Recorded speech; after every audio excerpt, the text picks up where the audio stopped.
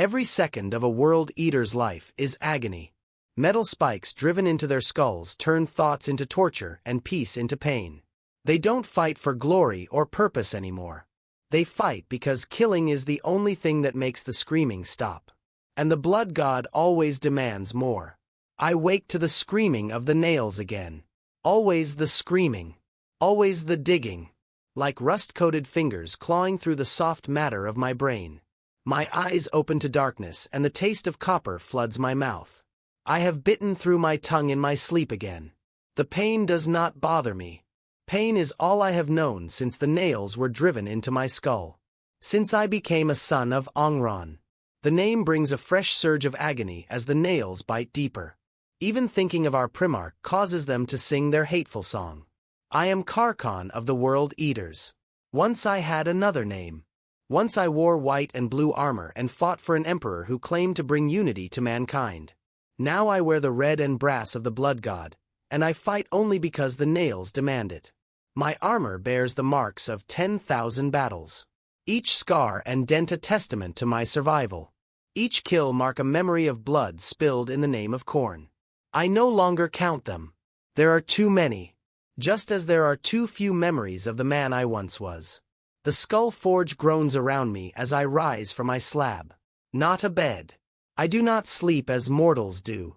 I simply lie motionless until the nails drive me to move again. The chamber is sparse. Unadorned metal walls stained with the rust-colored remnants of blood. A rack holds my armor and weapons. In the corner sits a small shrine. Skulls piled upon skulls. Some human. Some Xenos. All claimed in battle. All offered to the blood god. I say no prayers before it. Khorne cares not for words. Only for blood and skulls. My brothers are already awake. I can hear the grinding of chain axes and the low rumble of voices from the training pits. The sound makes the nails dig deeper. They want me there. They want me to spill blood. Even the blood of my brothers will do. It is our way. We hone our skills against one another when there are no real enemies to kill. When the training is done, we will tend to each other's wounds if they are not mortal. If they are, we will take the skull and add it to our shrines. I reach for my armor. Each piece is a ritual unto itself. Greaves stained with the mud of 100 worlds. Vambraces notched from parrying blades and claws and things with no name. Chest plate bearing the stylized image of a fanged maw. The symbol of my warband. The Gore Feasters. We follow Kagaroth the Bloodspiller. Though follow is not the right word. We kill at his direction because he is strongest among us. When he weakens, one of us will take his place. I have no desire for such glory. I desire only the temporary silence that comes with giving the nails what they want. The helm comes last. As I lift it, I catch a glimpse of my reflection in the polished metal of the bulkhead. My face is a ruin of scar tissue and metal. The nails protrude from my scalp like silver insect legs burrowing into my flesh.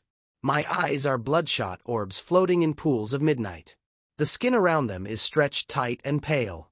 My mouth, a permanent snarl revealing teeth filed to points. I no longer recognize the face staring back at me. Perhaps I never did. The helm slides over my head with the familiar hiss of seals engaging. The armor powers up, neural interfaces linking with my implants. Pain flares across my nervous system as the nails register the connection. The pain is good. It means the armor is functioning. It means I am ready for war. I retrieve my weapons from their rack. A chain axe in my right hand, the teeth still crusted with dried blood from yesterday's training. A bolt pistol in my left. Both are ancient. Both have served me well. The chain axe bears a name. Bloodrinker. I did not name it. It belonged to a brother I killed in the fighting pits when the nails drove me too far. Taking his weapon was my right as victor. I do not remember his name. Just another skull for the shrine. I leave my chamber and stalk through the corridors of the Skull Forge. The ship is old, older than me. It has served the Legion since before the heresy. Its hallways are narrow and twisting like veins in a rotting body. The walls pulse with an unnatural rhythm. Not the beating of a heart, but the grinding of ancient machinery pushed far beyond its limits. Servitors shuffle past, their faces blank masks of flesh stretched over metal. They do not look at me. They know better. The Skull Forge is not just a ship. It is a mobile fortress monastery, a factory of death. Deep in its bowels, slaves and servitors labor endlessly to produce ammunition and maintain the engines. Higher up are the fighting pits and the arming chambers. Above those the bridge and the private domains of Kagaroth. I have not been to the bridge in decades. I have no need to. My place is in battle, not in planning. I reach the fighting pits and the nails sing louder at the sounds that greet me. Metal on metal, chain axes revving, flesh tearing, bones breaking, screams of pain and fury. The smell of blood and sweat hangs heavy in the air. My brothers are already at work. Some spar with training cages. Blunted weapons that still draw blood but rarely kill. Others fight with live steel against captured slaves or prisoners. These fights always end in death. We need the practice. We need to feed the nails. Kagaroth stands at the edge of the central pit. His armor is more ornate than mine, adorned with skulls and brass icons of corn. His helmet is fashioned in the likeness of a snarling hound. The 8-pointed star of chaos etched into its forehead. 2 chain axes hang from his belt. Both larger than mine, both dripping with fresh blood. He sees me and raises a hand in greeting.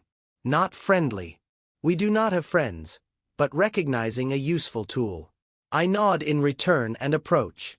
Karkon, he growls, voice distorted by his helm's vox. The nails wake you early. They never let me sleep, I reply. A simple truth. None of us truly sleep anymore. Good. We have received a summons. The Blood Crusade pushes into the Sheridan sector. Khorne calls his servants to war. The nails dig deeper at the mention of war. Real war. Not the pale imitation of the training pits. They know the difference. They can sense it. How long? I ask. 3 days in the warp. If the navigator does not fail us. 3 days. 3 days of nothing but training and waiting. The nails will be screaming by then, demanding release. I will have to visit the slave pens to quiet them. We all will. Gather your squad. Kagaroth continues. We make preparation for translation into the warp within the hour. The blood god grows impatient for skulls. I nod again and turn away. My squad. Once we were a proper unit, 10 brothers bound by discipline and purpose. Now we are 5 survivors bound by nothing but the nails and our service to Khorne. Vareth, Grulag, Toromike, June. Each as broken as I am, each as deadly. I find them scattered around the pits. Vareth and Grulag sparring with each other. Chain axes locked together in a shower of sparks. Toromike methodically executing prisoners one after another. His movements precise despite the nails. June sitting alone in a corner, mumbling to himself, scratching at the implants in his skull until blood runs down his neck. The nails affect us all differently. For some, like June, they have all but destroyed what little sanity remained. I signal to them and they respond immediately. Even June, the training and the execution stop. They gather around me, blood dripping from their weapons onto the deck. War. I say simply. The word is enough. I see the change in their posture, the anticipation. The nails dig into all of us at the prospect. Where? Asks Vareth. His voice is a metallic rasp. His vocal cords were damaged in a battle against the Salamanders centuries ago. Sheridan Sector. Blood Crusade. 3 days transit. 3 days. Grulag snarls. The nails will be unbearable. Then we visit the pens, says Toromike. Always practical. June says nothing. Just nods rapidly, still scratching at his implants. Prepare your war gear, I tell them. We translate within the hour. They disperse without another word, each to their own rituals of preparation. I remain in the pit for a moment longer, watching the other squads receive the same news from their leaders. The energy in the chamber changes, becomes charged with purpose. With anticipation, the nails respond to it, digging deeper, demanding action. I leave the pits and make my way to the arming chamber assigned to my squad. It is a large room filled with weapon racks and maintenance stations. Servitors move silently about their tasks, repairing armor and sharpening blades. They do not look up as I enter. They are tools, nothing more. My brothers arrive one by one. Each begins the process of preparing for war. Armor is checked for damage and repaired. Weapons are cleaned and blessed. Ammunition is counted and distributed. We work in near silence, communicating in grunts and gestures when necessary. Words are difficult with the nails. They punish complicated thought. They reward only rage and action. I strip my chain axe down to its components, clearing the dried blood from its teeth. I oil the chain and check the motor. I load fresh shells into my bolt pistol and secure additional magazines to my belt. I check my combat knife and the spare blades hidden throughout my armor. In battle, a warrior must be prepared to lose his primary weapons. To be unarmed is to be dead. As I work, fragments of memory surface through the constant pain of the nails. Flashes of a time before. A face. A woman. Her name escapes me, though I know once it was precious to me. A planet with golden fields beneath a pale blue sky. Was it my home? I cannot remember. The nails punish such memories, driving deeper when they surface. I have learned to let them slip away rather than try to hold them. Other memories are clearer. The first time the nails were activated. The screaming, the blood, the rage that consumed everything else. The faces of brothers I killed in that initial frenzy. The taste of their blood on my lips. These memories the nails permit. These memories they reward with momentary respite from the pain. I finish my preparations before the others. I always do. Efficiency is one of the few disciplines the nails have not taken from me. I sit on a storage crate and watch my brothers work. Vareth meticulously checking each link in his chain glaive. Grulag loading shells into his combi bolter, lips moving in silent prayer to Khorne. Toromike sharpening his axe with mechanical precision. And June, poor broken June, rocking back and forth as he cleans his weapons, talking to himself in a language none of us understand. Once we were prouder than this. Once we were the Emperor's finest, his angels of death. Now we are rabid dogs held on a leash of pain, released only to kill and maim in the name of a god who cares nothing for us beyond the skulls we collect. The thought should bring shame, but shame is another emotion the nails have stolen from me. The ship shudders around us. A low rumble builds in the decks and walls. The warp engines are powering up. Soon we will leave real space and enter the Imperium, the domain of the gods, the realm of madness. For most, travel through the warp is a time of danger and fear. For us, it is simply another kind of pain to endure. We secure our equipment as the tremors increase. Warning klaxons sound throughout the ship. A servitor approaches and bows stiffly. Lords, the ship translates in 5 minutes.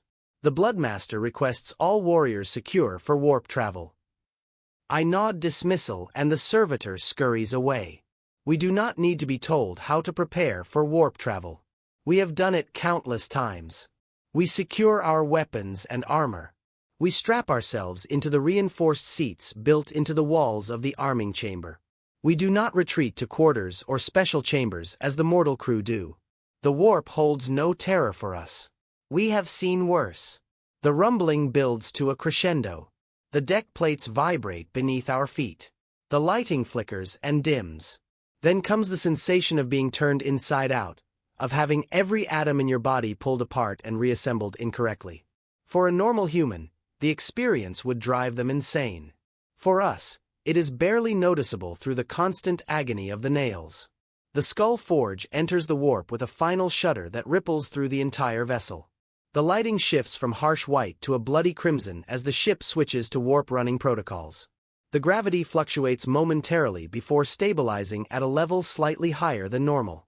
The constant background noise of the engines changes pitch, becoming a low, throbbing pulse that reminds me of a gigantic heart.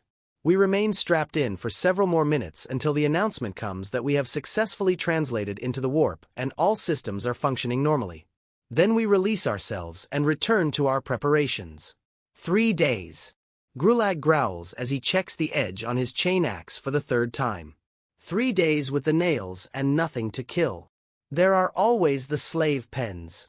Toromike reminds him. Slaves are not warriors. Grulag spits.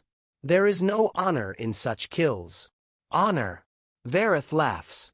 A harsh sound like metal scraping on metal. What use have we for honor? We are the eaters of worlds. The butchers of the false emperor's realm. We take skulls for corn. That is all. Even the blood god recognizes worthy kills. Grulag insists. A strong enemy yields a better skull than a weak one. I say nothing. This is an old argument among my brothers. One that surfaces whenever we face the prospect of days without proper combat. Grulag still clings to some twisted version of the honor we once held as Astartes. Vareth has abandoned such notions entirely. Toromike walks the middle path, pragmatic in all things. And June, well, June is too far gone to care either way. Karkon. Vareth turns to me. What say you? Shall we visit the pens to quiet the nails or endure until we reach the Sheridan sector? All eyes turn to me as squad leader. My word is law. At least until the nails drive one of them to challenge me. It has happened before. It will happen again. Such is our way. We will train. I say after a moment. Hard until our bodies can no longer move. Then we will rest and train again. The slave pens are a last resort. We will need our strength for the real battles to come. Grulag nods in satisfaction.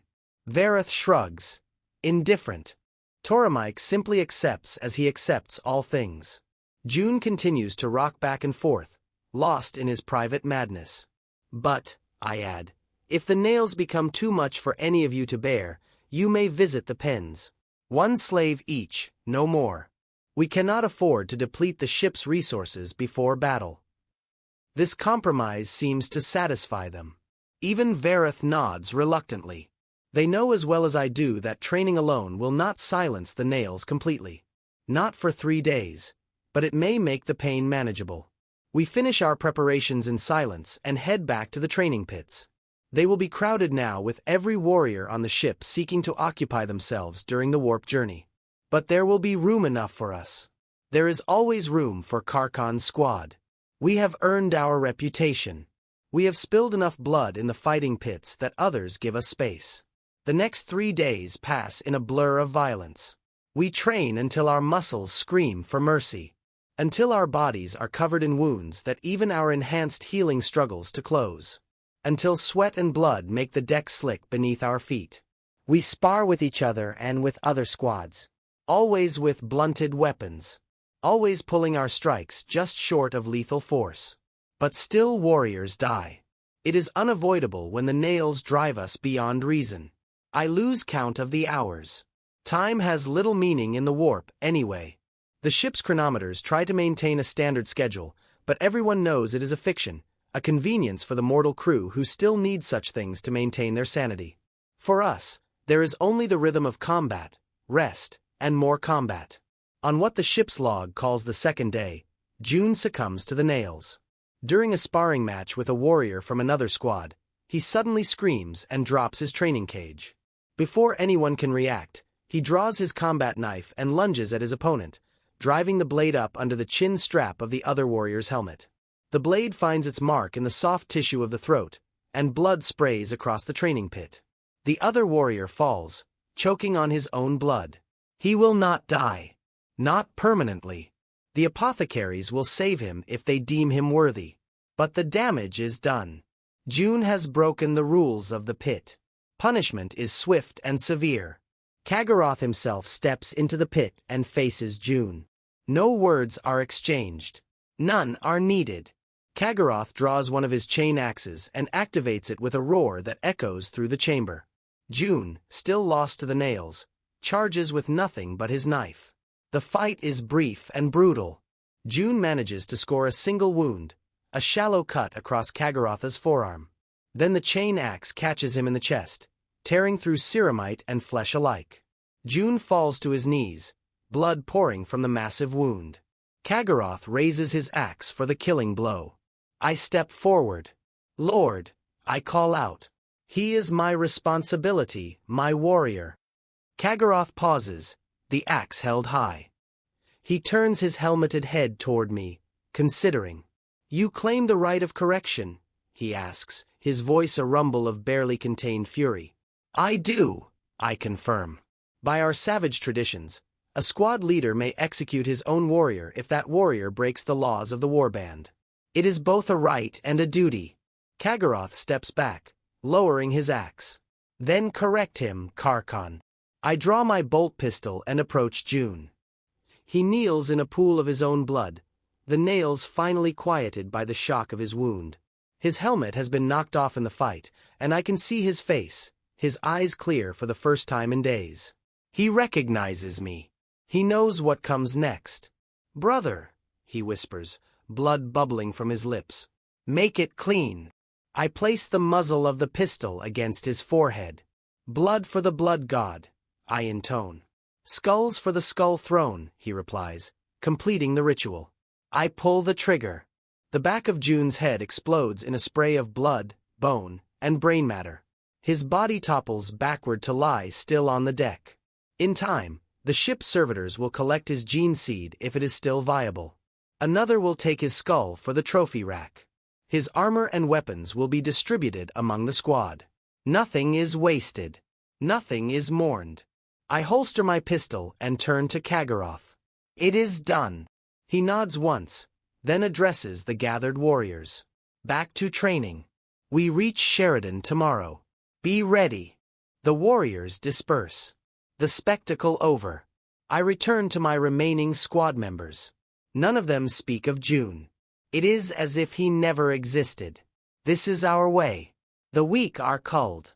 Only the strong survive to serve Khorne. We are four now. Vareth observes neutrally. We will be assigned a replacement when we return to the Eye. I reply. If we return, we will return. Grulag says with certainty. Khorne is not done with us yet. I say nothing to this. None of us know the will of the blood god. We know only that he demands skulls and blood, and we provide them until we can provide no more than our own. Skulls join his throne, and our blood waters his realm. It is a simple existence, brutal, but simple. We resume our training, pushing even harder now. As if by driving our bodies beyond their limits, we can somehow make up for being one warrior short. As if Khorne might notice our dedication and favor us in the coming battle. It is a foolish thought, but one the nails allow.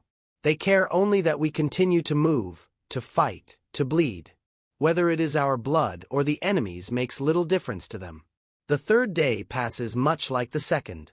Train, rest, train again.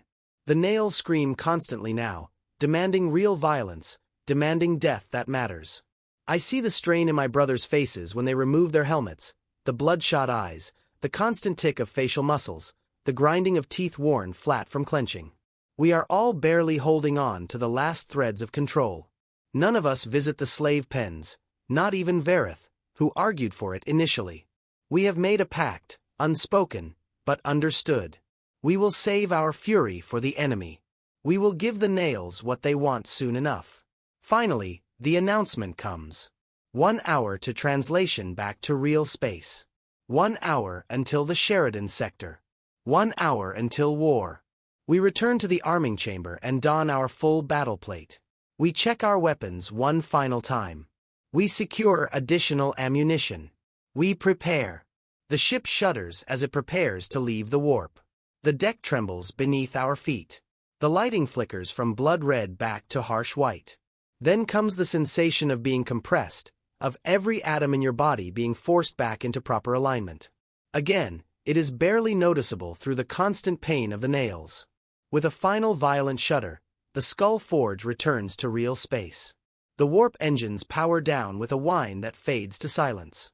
For a moment, there is an eerie quiet throughout the ship. Then the klaxons sound.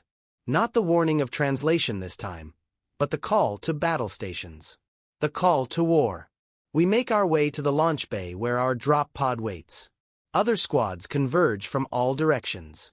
A river of red armor flowing through the corridors of the ship. There is no chatter. No battle cries or ritual exchanges. Just the heavy tread of ceramite boots on metal decking and the occasional revving of a chain axe as a warrior succumbs momentarily to the nails. The launch bay is vast, a cavernous space filled with drop pods, thunderhawks, and other assault craft. Servitors and tech thralls scurry about making final preparations. Overhead, a massive view screen shows our target. A hive city sprawling across the surface of a gray-brown world. Imperial banners still fly from its highest towers. But not for long. Kaggaroth stands on a raised platform, addressing the gathered warriors.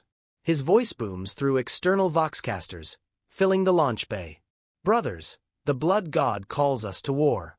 The Sheridan sector bleeds and Khorne thirsts for more. We will give him what he wants. We will drown this hive in blood and build a mountain of skulls in his name. A roar goes up from the assembled warriors. Chain axes rev and bolt pistols fire into the air.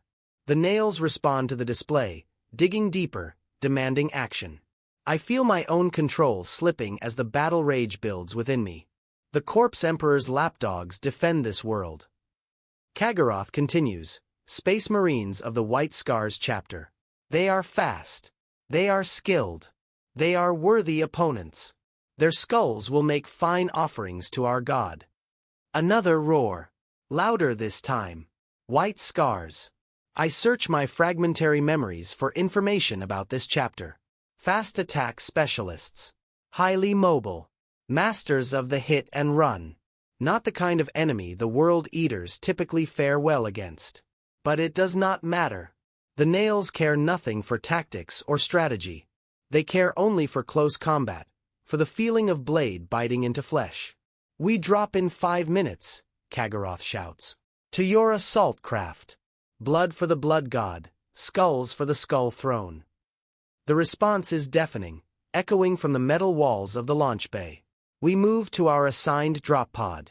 A brutal utilitarian craft designed for one purpose, to deliver us to the battlefield as quickly as possible. No comfort, no safety features beyond the bare minimum. Just a metal coffin fired from orbit directly into the heart of the enemy. We strap ourselves in, securing our weapons. The interior of the pod is cramped even for normal Astartes. For us, with our bulkier armor and larger weapons, it is claustrophobic. We sit with knees touching, surrounded by ammunition and additional weapons. The only illumination comes from red lumens in the ceiling that cast everything in a bloody glow.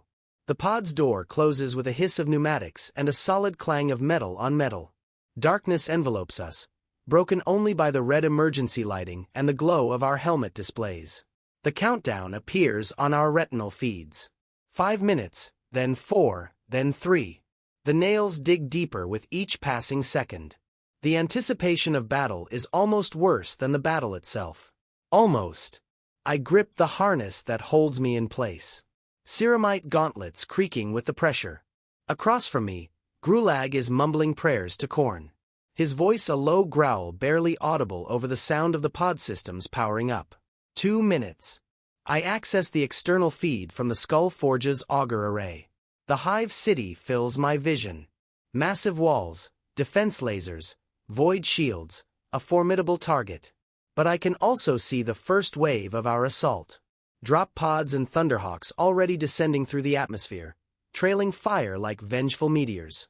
Defense lasers reach up to meet them, spearing some from the sky in brilliant explosions of light and debris. But many more get through. The first wave will secure a landing zone.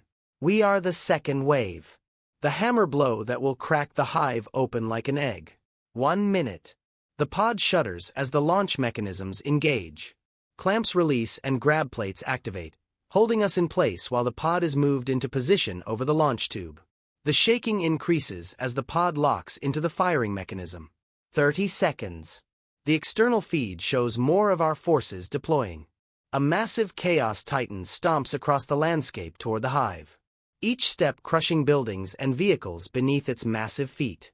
Swarms of demons materialize out of thin air, summoned by our sorcerers to aid in the assault. The sky darkens with the wings of Hellblades and other demonic aircraft.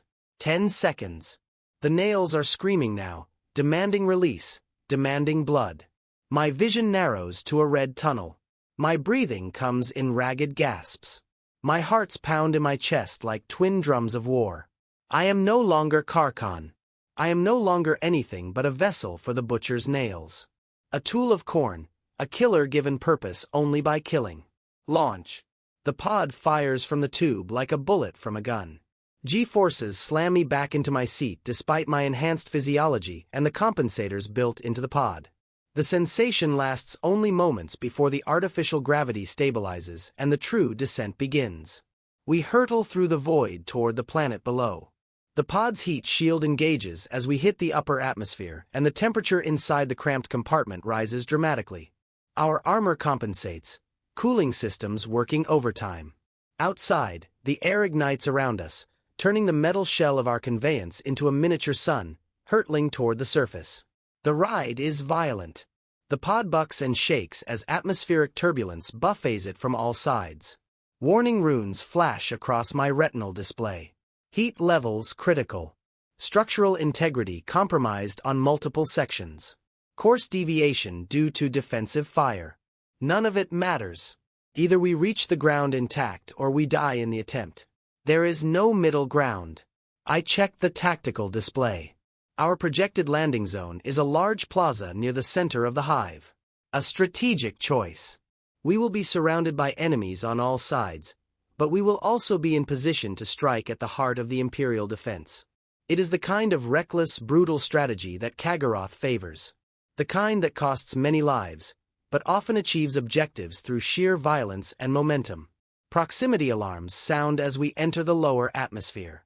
Defense lasers track us, trying to score a killing hit. The pod's minimal countermeasures deploy, releasing clouds of metallic chaff and spectral decoys. A laser grazes our flank, tearing away a chunk of the heat shield. Warnings blare louder. I ignore them. My focus narrows further. The nails demand all my attention now. Impact in 10 seconds. I grip my weapons tightly. Chain axe in right hand, bolt pistol in left. Both ready to deal death the moment the pod doors open. 5 seconds. The nails scream in anticipation. My muscles tense, ready to explode into action. My twin hearts pump furiously, flooding my system with combat stimulants. Impact. The pod slams into the ground with enough force to shatter rockcrete and buckle adamantium. The retro thrusters fire at the last possible second, slowing our descent just enough to keep the impact from killing us outright. Even so, the shock is tremendous. My teeth rattle in my skull. My vision blurs momentarily. The nails bite deeper at the pain. For a fraction of a second, there is silence. Then the explosive bolts detonate, blowing the pod doors outward with enough force to kill anyone standing nearby. Daylight floods the compartment, harsh and unwelcome after the red gloom. My auto-senses adjust instantly, polarizing my visor to compensate. We are on our feet before the doors hit the ground. Weapons ready, moving on pure instinct and decades of conditioning. The plaza around us is chaos. Other pods from our wave have landed nearby, disgorging their cargo of world eaters into the battle. Imperial guardsmen fire desperately from hastily established positions around the perimeter. Their lost shots patter harmlessly against our armor or miss entirely as terror makes their aim wild. I empty my bolt pistol into the nearest cluster of guardsmen. The mass-reactive shells detonate inside their targets, turning human bodies into sprays of red mist and chunks of meat. My chain axe roars to life as I charge the survivors. The first swing takes a man's head clean off. The second opens another from shoulder to hip. Blood sprays across my armor, blessing it with the sacred fluid that Khorne demands. The nails sing with each kill. Not in pleasure, never that, but in momentary respite from the constant pain. Each death pushes the agony back for a heartbeat before it returns, driving me to kill again and again in a never-ending cycle of violence and brief relief. My squad forms up around me, each brother finding his own targets. Vareth wades into a group of guardsmen, his chain glaive sweeping in great arcs that leave dismembered bodies in its wake. Grulag provides covering fire with his combi bolter, switching to his chain axe only when enemies draw too close. Toromike moves with precision despite the battle rage. Each strike calculated for maximum efficiency. Each kill adding to his tally for corn. I lose track of time as the nails take full control. My world narrows to a series of kill zones. Target, engage, destroy, move to next target. The plaza becomes a slaughterhouse as more and more of our forces land and join the carnage. The Imperial Guard breaks quickly. Those who survive flee deeper into the hive. We pursue, driven by the nails and the thirst for more blood. The narrow streets of the hive favor our style of combat. Close quarters, limited room to maneuver, nowhere for the enemy to run. We push forward in a tide of red armor and revving chain axes. Buildings are breached. Civilians found cowering inside are butchered without hesitation. Their skulls added to the tally. Their blood spilled in Khorne's name. The resistance stiffens as we approach the central spire. Veterans of the Imperial Guard hold choke points with heavy weapons. PDF forces man barricades of rubble and twisted metal. They die all the same. We are the World Eaters. Nothing stops us once the nails are singing. Then I hear it. The distinctive roar of Space Marine bike engines. The White Scars have joined the battle. They come not in a frontal assault as we might, but from side streets and hidden passages. Hit-and-run attacks that strike vulnerable points in our advance before disappearing again. A squad of our warriors is caught in a crossfire and cut down. Another is isolated and overwhelmed by a lightning-fast assault that comes and goes before reinforcements can arrive. Kagorotha's voice crackles over the vox. Form into tighter groups. Cover all approaches. Make them come to you. The order goes against every instinct the nails drive into us. They want us to charge, to attack, to kill. But even in our battle madness, we recognize the tactical necessity.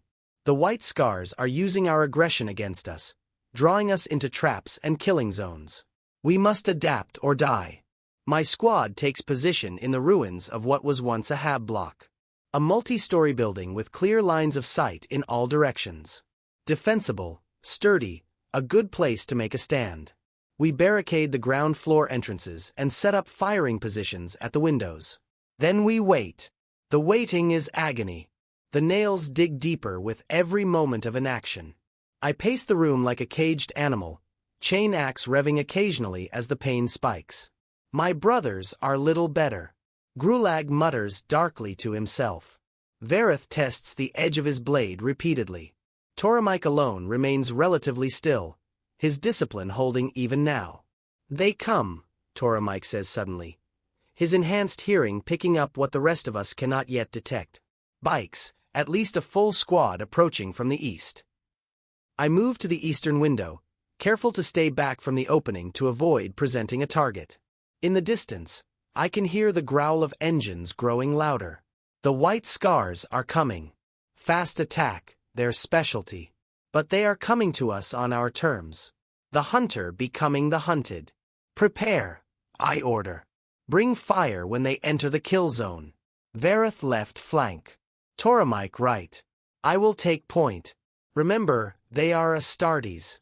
They will not break like the guard. Kill them quickly and without mercy.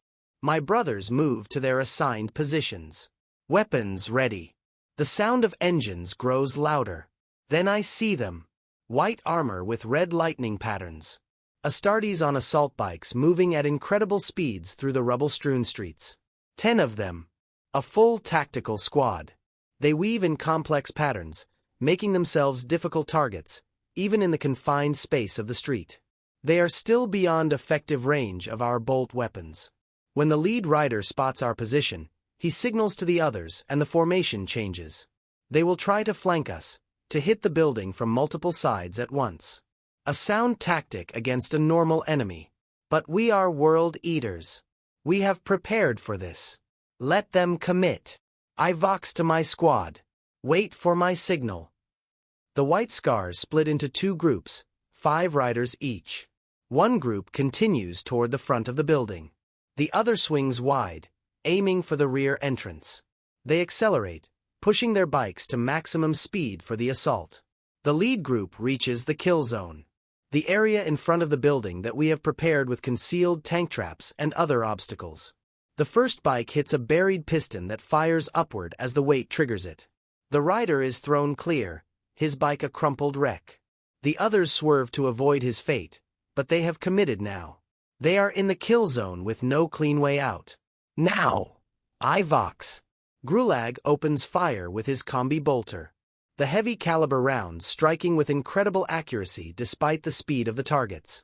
One white scar takes a round to the chest and topples from his bike, which continues on without him to crash into a wall.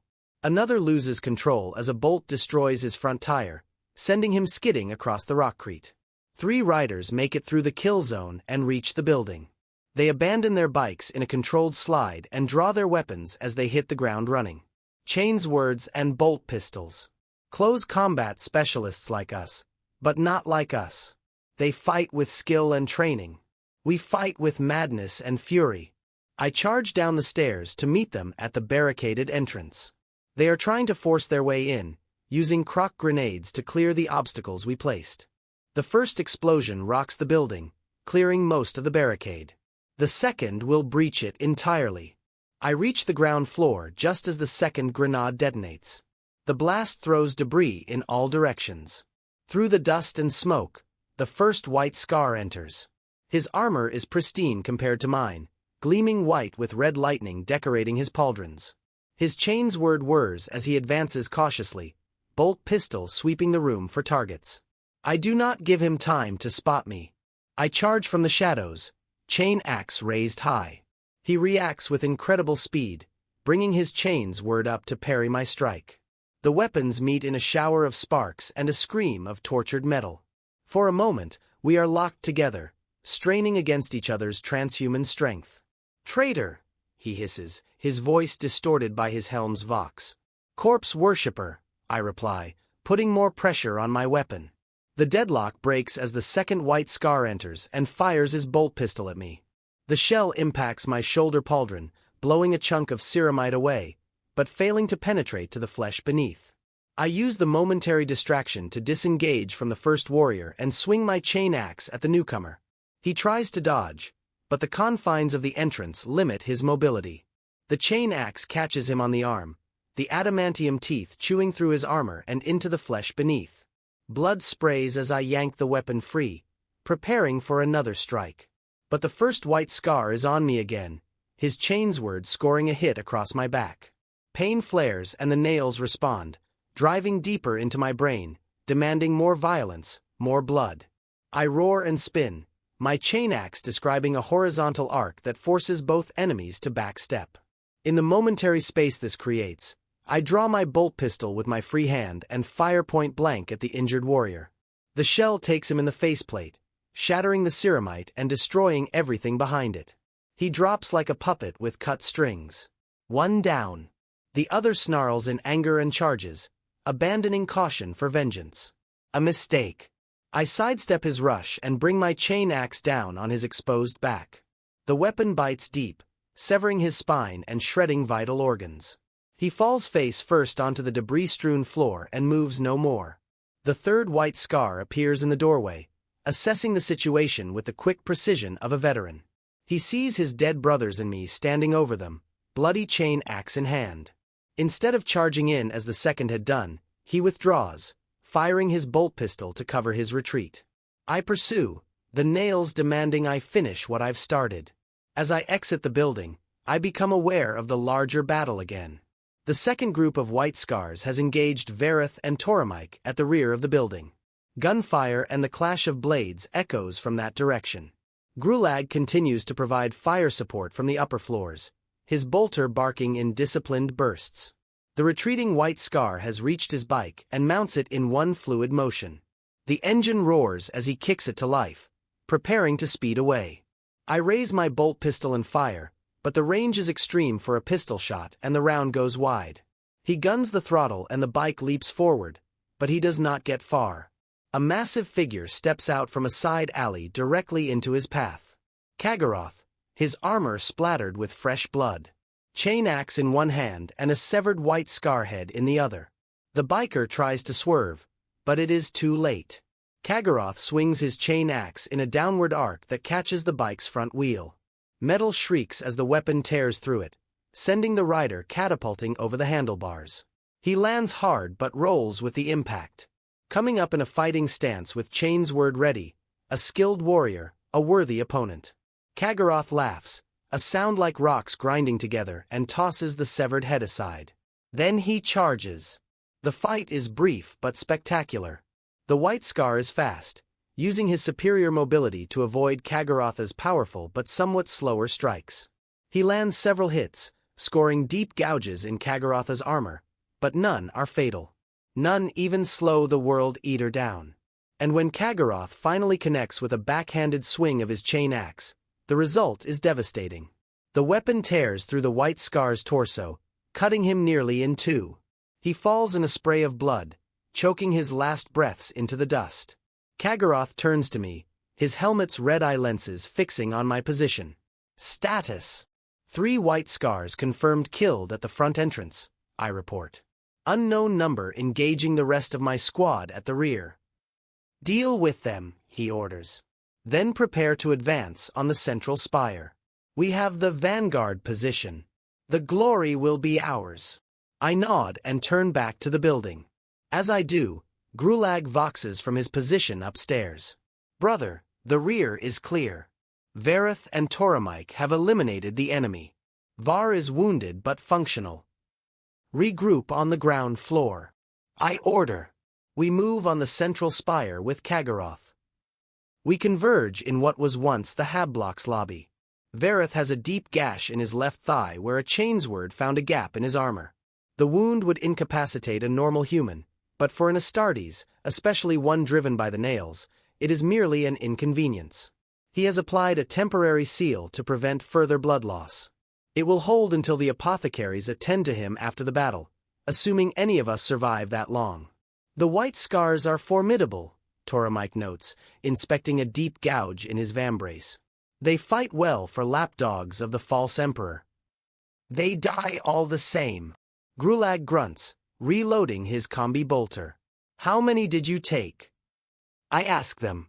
3 confirmed kills. Toromike replies. 2 by my hand, 1 by Vareth's. 2 more wounded, possibly fatally, Vareth adds. They were extracted by their brothers before I could finish them. 6 killed, 2 wounded out of 10. Not a complete victory, but a favorable exchange nonetheless. The White Scars will think twice before engaging us directly again. They will return to their hit-and-run tactics, which means we must maintain our discipline despite the nails. A difficult prospect, but not impossible. We have done it before. We check our weapons and ammunition. We patch the worst damage to our armor as best we can in the field. Then we move out to join Kagaroth for the advance on the central spire. The true test of this battle is yet to come.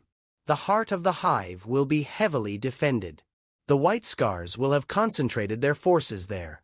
It will be bloody, glorious, just as Khorne demands. As we emerge from the Hablock, I see that the tide of battle has shifted decisively in our favor. The initial resistance has been crushed. The streets are littered with the bodies of Imperial guardsmen and civilians. World Eaters and other chaos forces push inexorably toward the center of the hive. In the distance, the massive form of the Titan stomps between buildings, its weapons bringing down entire structures with each volley. The sky is dark with smoke and the ash of burning bodies. It is a scene from a nightmare. For us, it is merely another day of war. Kagaroth leads us through the devastation, gathering other squads as we go. By the time we reach the approaches to the central spire, we are over 100 strong. A significant force of World Eaters, all driven by the nails, all thirsting for blood. The spire looms above us, a massive structure of adamantium and rockcrete that houses the planetary governor and the command center for the planet's defense forces. If we take it, we take the planet. It is that simple. But simplicity of objective does not mean simplicity of execution. The approaches to the spire are heavily fortified. Defensive emplacements bristle with heavy weapons. Squads of White Scars hold key positions. Their discipline a stark contrast to our barely controlled fury. Behind them, More Imperial Guard and PDF form additional layers of defense. It will be a hard fight, just the kind the Nails prefer. Kaggaroth calls his squad leaders to him for a final briefing before the assault. We gather in the shadow of a partially collapsed administratum building out of sight of the Imperial defenses. The spire has 3 main entrances, Kaggaroth explains, indicating points on a rough map scratched into the dust. North, east, and west. Each is heavily defended. The White Scars have positioned their strongest forces at the east entrance, which they believe will be our primary target due to the wider approach. I study the map, forcing my mind to focus through the pain of the Nails. It will not be. Kaggaroth's helmet turns toward me, the red-eye lenses glowing with malevolent light. No, we will hit all 3 simultaneously. Maximum pressure, maximum casualties. Karkon, your squad will join mine in the attack on the north entrance. Dreg, take your warriors east. Volg, yours will hit the west. The other squad leaders nod their understanding. The plan is typically direct. Overwhelm the enemy with brute force and savagery. No subtlety, no complex maneuvers, just violence applied with purpose. It suits us perfectly. What of their reserve forces? Asks Dreg, a veteran of countless battles. The White Scars always hold back a mobile response unit. Let them come, Kaggaroth growls. Whichever entrance they reinforce first will slow their advance, giving the other teams time to penetrate deeper. Once we are inside, their mobility advantage is negated. No one argues further. The plan is sound enough, and in truth, the Nails care little for strategy. They want only to be unleashed, and soon they will be. We attack in 5 minutes. Kaggaroth concludes. Prepare your warriors. Blood for the Blood God. Skulls for the Skull Throne. We respond in unison. I return to my squad and relay the plan. Not that there is much to relay. Attack the north entrance. Kill everything in our path. Advance to the command center. Simple objectives for minds increasingly dominated by the Butcher's Nails. We use the remaining minutes to make our final preparations. Fresh magazines for bolt weapons. Revving chain axes to ensure the motors are functioning correctly. Last-minute repairs to damaged armor. The rituals of war that have become second nature over centuries of conflict. Then Kaggaroth gives the signal and we move out. Our force splits into 3 groups, each taking a different route to its assigned entrance. We follow Kaggaroth through the ruins of what was once a wealthy residential district. The buildings here are more ornate than those in the outer hive, or were before our assault reduced them to rubble. Now they are just more wreckage in a city of destruction. We advance in loose formation, using the ruins for cover when possible, not out of fear, but out of tactical necessity. The White Scars are skilled marksmen. No sense in giving them clear targets before we reach assault range. The Nails make this disciplined advance torture. They want us to charge, to rush headlong into combat. Restraining that impulse takes all the willpower we possess. As we near the north entrance, the first shots ring out. Heavy bolter fire from a defensive position to our right. The rounds chew through the ruined wall next to me, sending chunks of rockcrete flying in all directions. One of Kaggaroth's warriors is caught in the open and goes down. His armor punctured in multiple places. Cover. Kaggaroth voxes. Return fire. Prepare crock grenades. We take positions behind various pieces of rubble and structural remains. Bolt pistols and combi bolters return fire at the Imperial position. More to keep their heads down than with any real hope of hitting them at this range. I see Kaggaroth signal to a warrior carrying a missile launcher. The heavy weapon comes up, the targeting reticle finding the source of the heavy bolter fire. The missile launches with a whoosh of propellant, streaking toward the Imperial position. It impacts with a thunderous explosion that sends bodies and weapon parts flying. The heavy bolter falls silent. Our route to the north entrance is clear, at least temporarily. Advance, Kaggaroth orders. We move forward at a run now, covering the ground to the entrance as quickly as possible. The massive doors loom before us, sealed shut against our assault, but we have not come unprepared. 2 warriors carry forward a battering ram fashioned from the barrel of a Lehman Russ battle tank. Others prepare melta charges to weaken the structural integrity of the doors. Before they can place the charges, the doors begin to open. Not fully, just enough to allow warriors to exit in single file. White scars, a counterattack rather than waiting for us to breach. A bold strategy, one that plays to their strengths rather than ours. They emerge at speed, bolters firing from the hip, chainswords revving. The first wave is 5 warriors strong. They aim to disrupt our breach attempt to buy time for their defensive preparations inside. They succeed only in offering themselves to Khorne. Kagharoth is on them before they can fully deploy. His massive form charging into their midst like a blood-soaked battering ram. His chain axes reap a terrible tally, cutting down 2 warriors in as many seconds. The remaining 3 spread out, trying to use their superior mobility to outflank him. My squad engages from the left, cutting off their attempt to circle around. Grulag's combi bolter barks, the rounds finding weak points in one White Scar's armor. The warrior staggers but does not fall, returning fire with his own bolter. A round catches Grulag in the shoulder, spinning him half around before his enhanced physiology compensates, and he rights himself. I charge into close combat range, chain axe raised high. The White Scar sees me coming and turns to meet the threat, his chainsword coming up in a defensive stance. Our weapons clash with a shriek of tortured metal, and a shower of sparks. He is good, very good.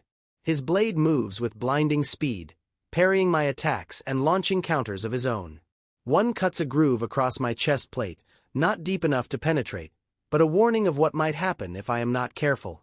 But I have the nails, and the nails care nothing for skill or caution. They care only for blood, for skulls, for Khorne. I feel them dig deeper into my brain as the combat extends, demanding I end this, that I kill and move on to the next victim. The pain becomes unbearable. My vision narrows to a crimson tunnel with the White Scar at its end. With a roar that seems to come from someone else, I abandon all pretense of technique and simply hurl myself forward. The unexpected charge catches him off guard. He tries to sidestep, but I anticipate the move and adjust my trajectory. My greater mass slams into him, driving us both to the ground. His chainsword skitters away across the rockcrete. My chain axe comes down, the motor screaming as the teeth bite through his breastplate and into the flesh beneath. Blood sprays upward, coating my helmet in a fine red mist. I withdraw the weapon and strike again and again, long after he has stopped moving. Long after he is dead, until Varitha's voice finally penetrates the red haze of the nails. Karkon, the breach. We move inside. I look up from the ruin I have made of the White Scar. The entrance has been forced open. Kagharotha's warriors pour through into the spire.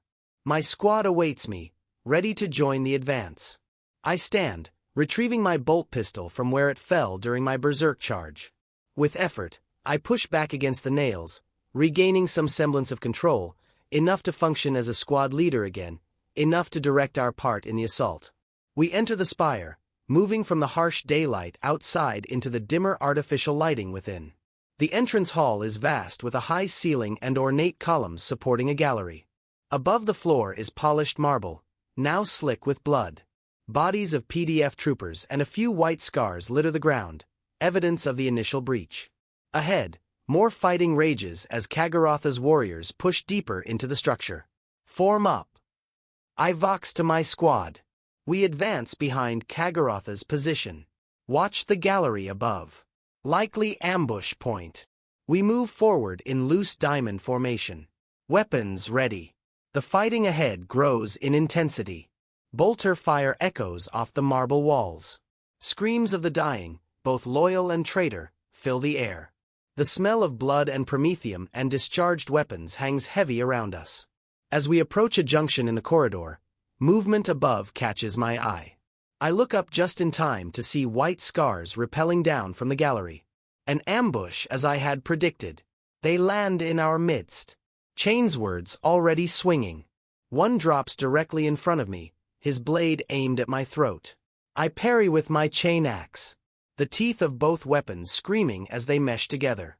We disengage and circle each other, looking for an opening. Around us, my squad battles the other attackers. Grulag goes down under the assault of 2 white scars, but lashes out with his combat knife, hamstringing one and giving himself room to regain his feet. Vareth roars as he swings his chain glaive in great sweeping arcs that forces opponents to keep their distance. Toromike fights with cold precision, his movements economical and deadly. My opponent is skilled, but the confines of the corridor limit his mobility.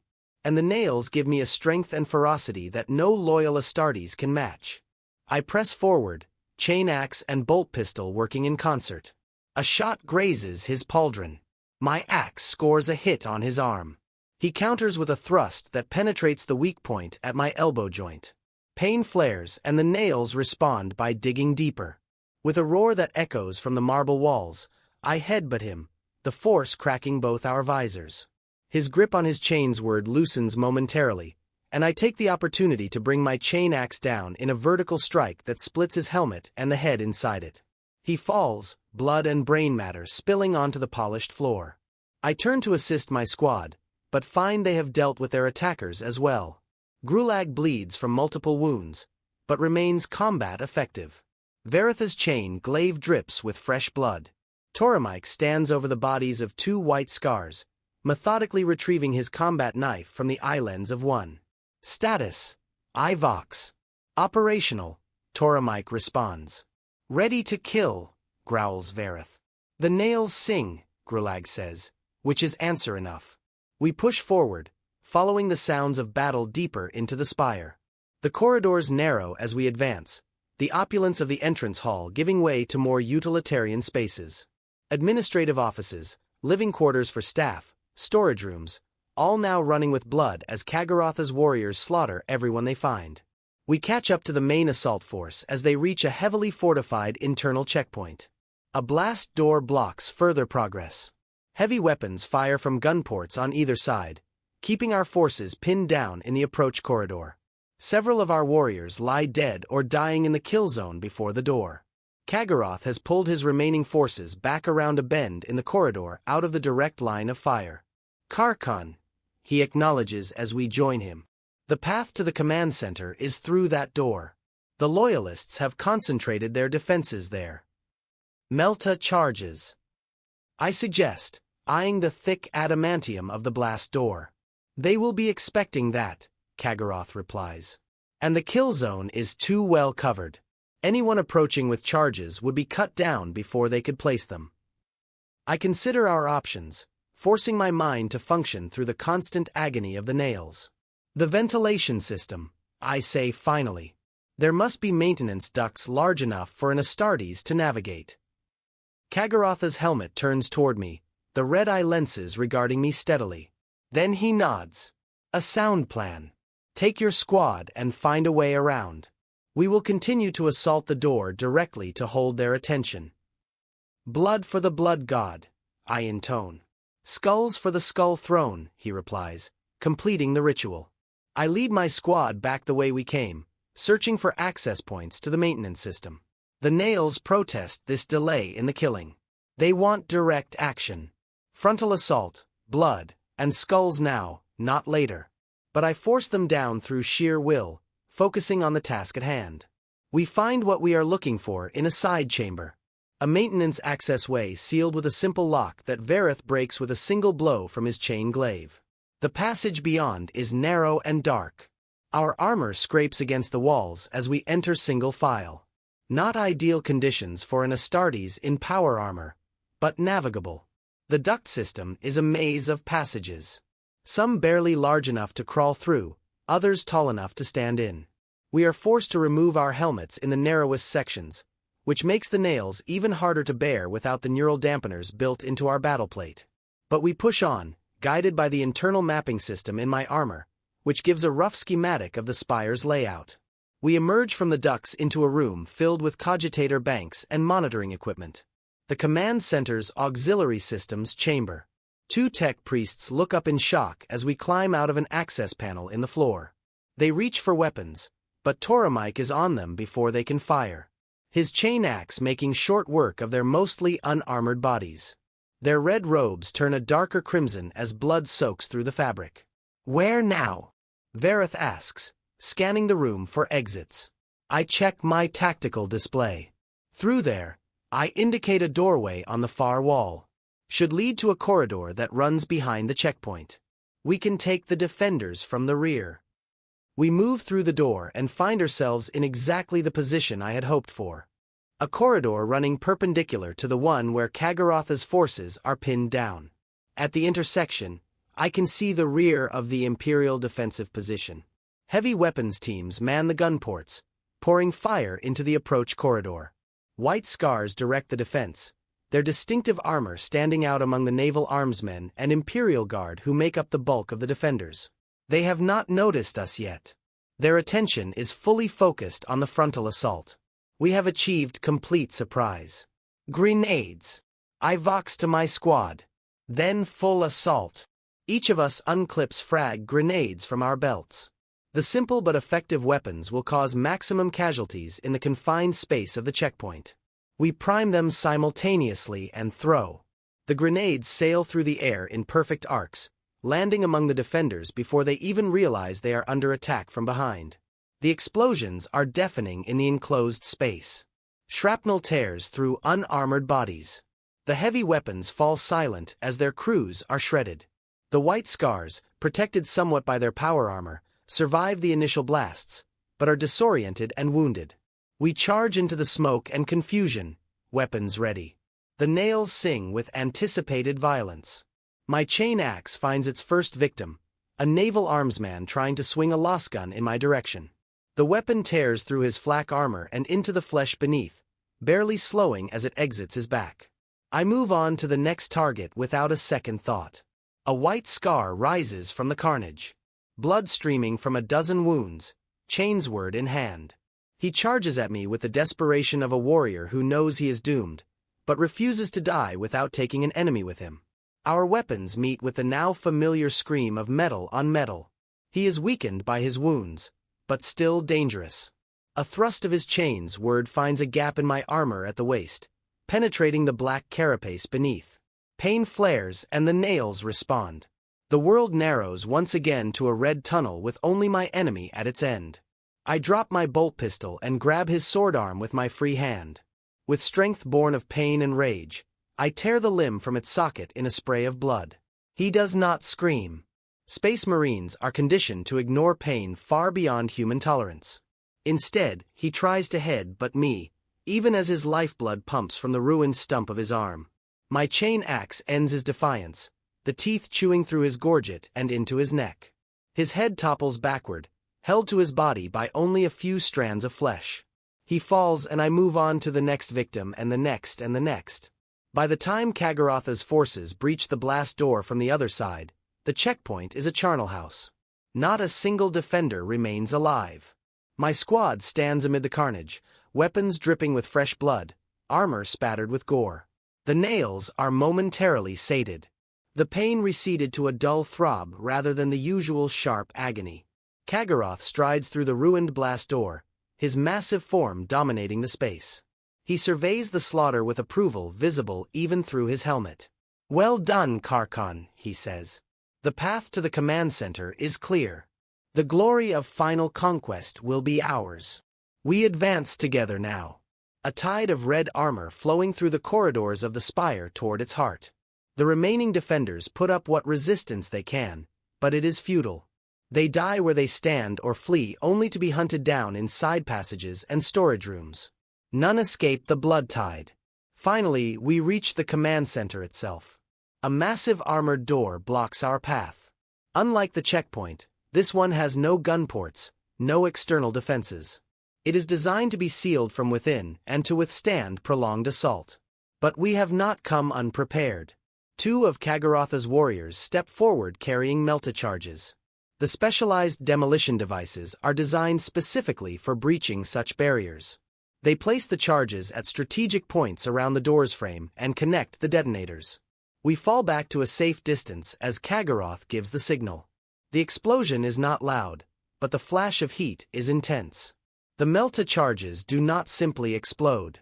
They superheat the metal of the door and its frame, turning it momentarily to a molten state that destroys its structural integrity.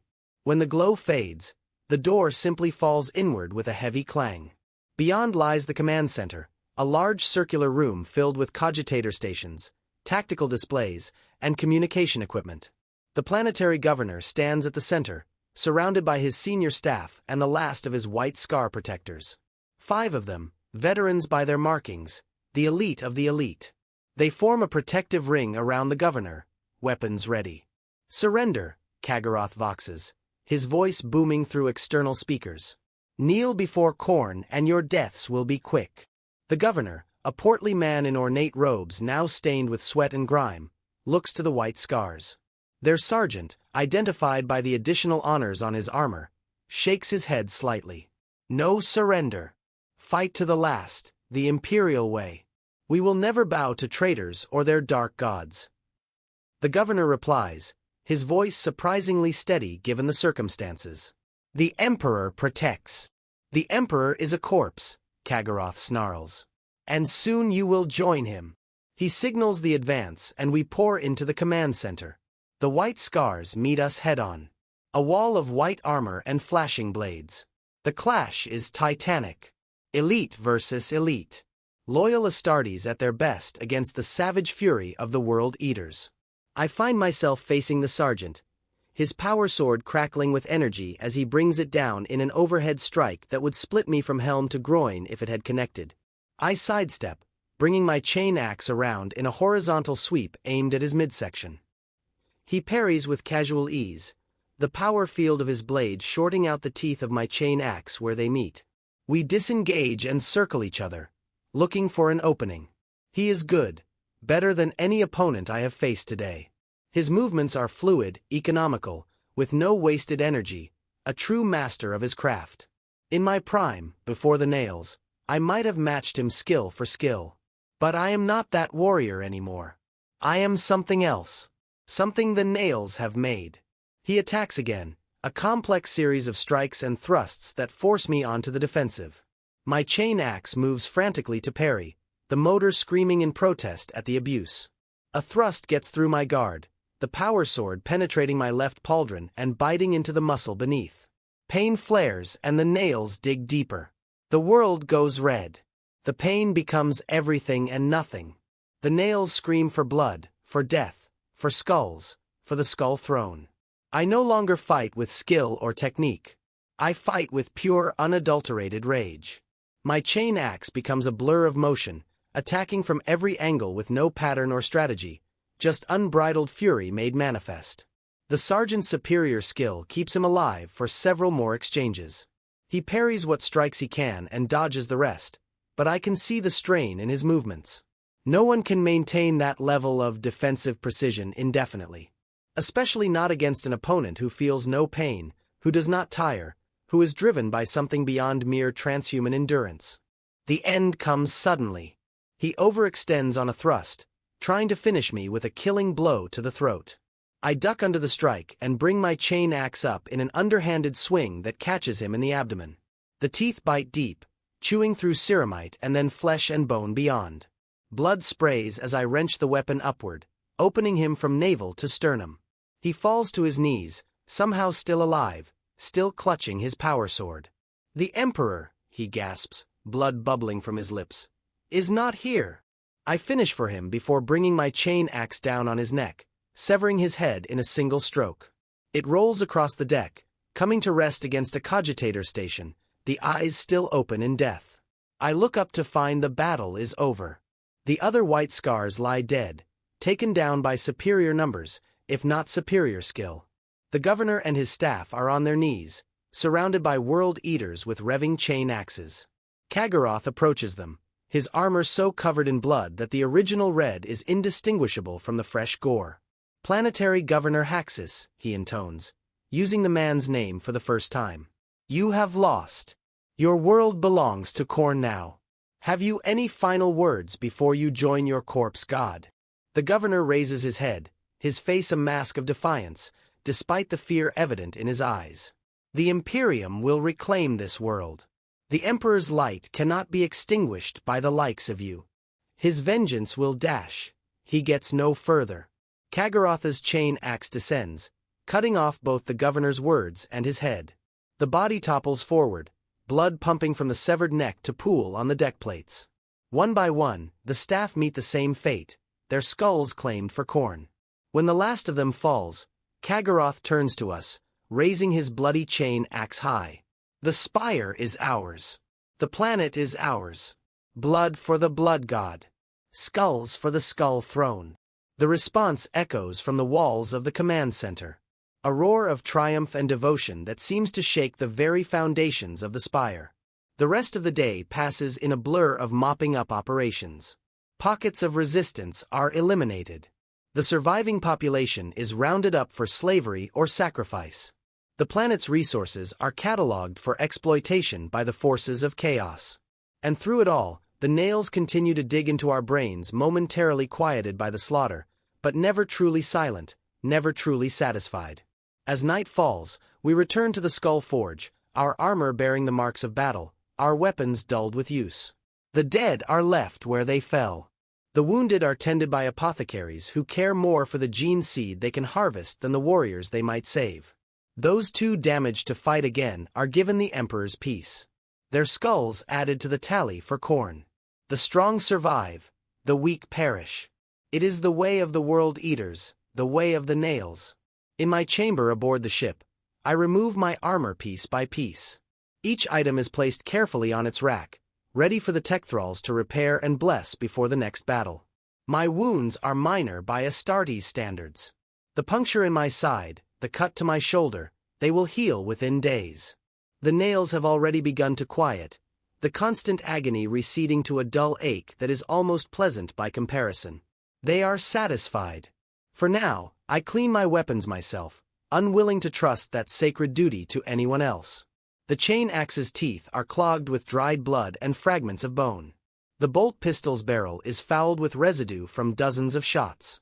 I disassemble them both, removing the detritus of battle with practiced motions that require no conscious thought. As I work, I count the kills of the day. 27 confirmed. A good tally, one that will please Khorne. One that will keep the nails relatively quiet for at least a few days. A servitor enters my chamber bearing a message from Kagharoth. We will remain in the Sheridan sector for another week, crushing any remaining resistance and securing the planet for chaos. Then we will return to the Eye of Terror to rearm and recruit. The cycle continues. It always continues. War without end, blood without purpose.